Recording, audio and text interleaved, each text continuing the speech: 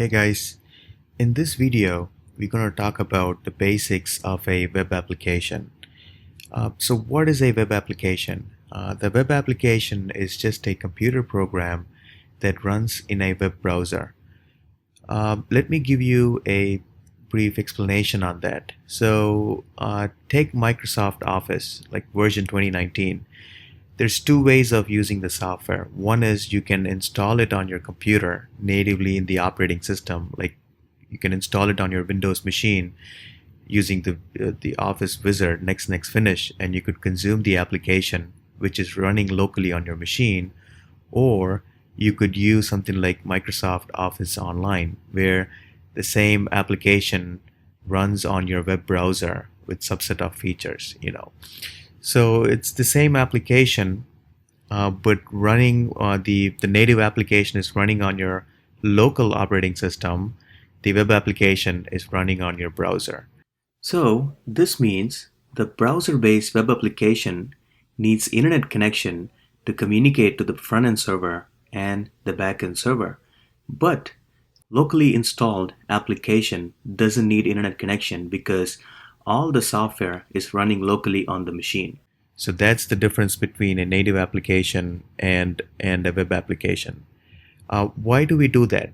The native application is local to your operating system, meaning if you go to a new computer, the application is not going to be available in there.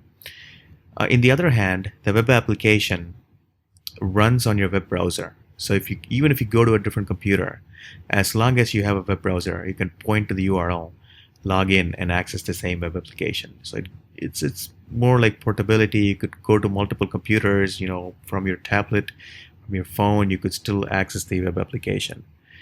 How does it work? That's what we're going to see here, right? So here's the different connecting pieces of a web application. It has four main pieces. The first one is the user slash web browser, I would say.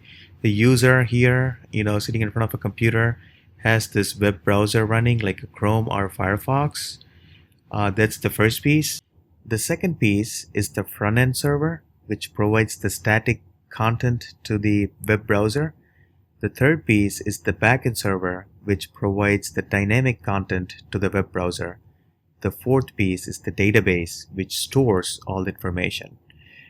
Let us compare this to a restaurant, what happens in a restaurant, which gives a good comparison of how everything works. So let's look at the example and then come back to the web application, compare both for better understanding. So let's compare this to the process in a restaurant. The restaurant has four pieces too.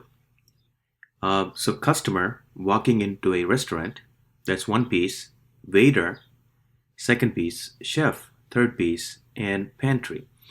So a customer walking into a restaurant to have some food is just like user opening up a web browser to consume the web application. A waiter, he greets the customer, he's with the proper attire, he interacts with the customer, he provides the menu, he provides this rich user experience, which could be compared with the application running on the web browser itself.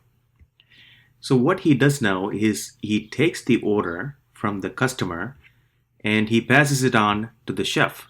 A chef is like the engine here.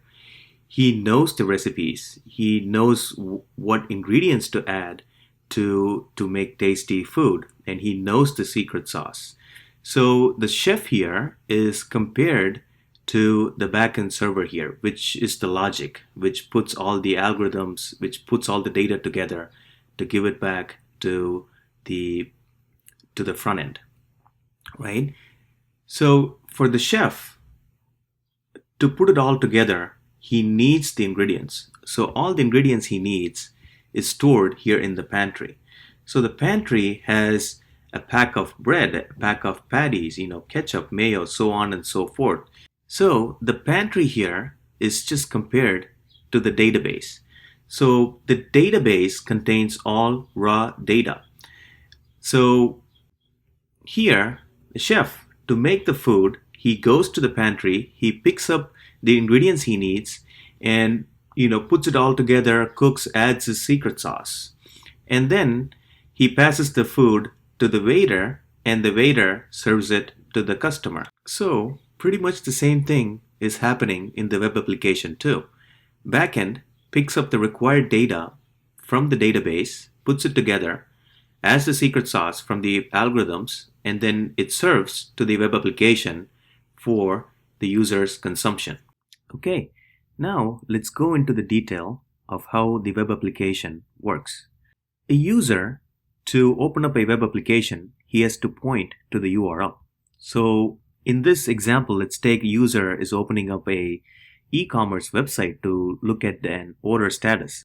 So as soon as he types in the URL, the web browser goes to the front-end server and grabs the required information to load the web application.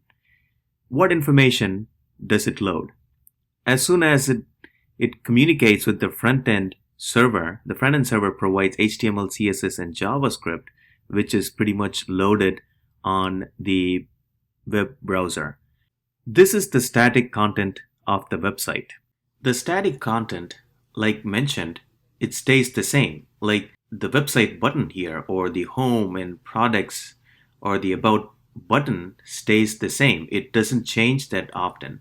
So that shows up the static content for the website. The backend provides the dynamic data for the web application. This content keeps changing.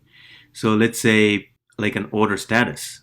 So a user places the order, and then later it's being processed and then shipped and then it's delivered. So that kind of dynamic data is provided by the backend service. Let's jump into the database. The database is just like the pantry, like I said. It stores all raw data. It has all ingredients.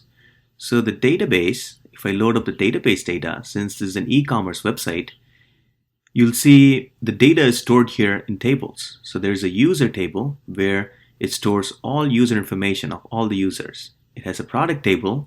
It stores the product information of all products that it sells.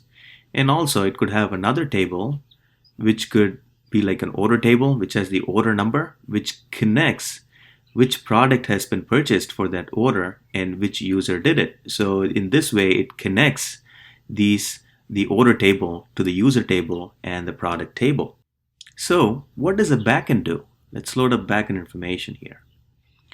So the backend, what it does is, like a chef who puts in all the ingredients together to cook tasty food, the backend just collects all the information it needs requested by the user, puts it together, sends it to the user.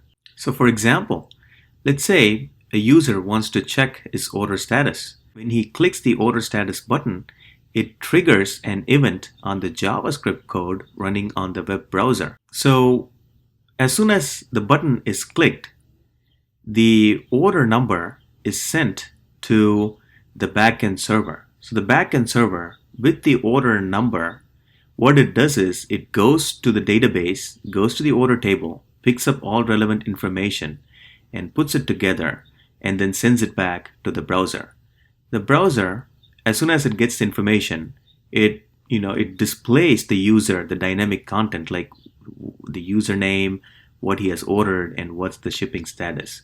So that is how the web application talks to a backend, and backend puts in all information required together and then sends it back to the front end. So when a different order status button is clicked, a different order number is sent to the backend gets to the database and looks at that order number. Let's say if it's 5678, and it looks at the proper user and the product ordered and puts it all together and then sends it back to the front end to be loaded. In this way, this region is dynamic. The data in there is not permanent. The data changes in that region depending on what user has requested. So this is how a basic web application works. It could get complicated, but this is the basic process of how it's working. I thought it was very appropriate to compare this to how things work in a restaurant for better understanding of a web application process. The database here has two flavors. What I have shown here is a SQL database which stores data in tables. The other way of storing information is called NoSQL. So let me load up the NoSQL information. So instead of storing data in tables, it stores data as JSON. So here are instead of table, it's called as collection. So instead of user table, you have a user collection. Instead of product table, you have product collection, so on and so forth. So a good example of NoSQL database is MongoDB. I have a video for MongoDB installation using Docker. Please feel free to have a look at it for more information. I've mentioned some of the popular software used for the web server, which is Nginx. Node and Express is another popular software used for the backend server. You could have asked how this order status button knew the order ID. I should have mentioned that before. Since this is a e-commerce website, it usually has something like this, like a My Orders button. So what happens is the My Orders button triggers an event in the JavaScript code running in the browser. It goes to the backend, and then it looks for the user, and then it loads all the orders associated with the user.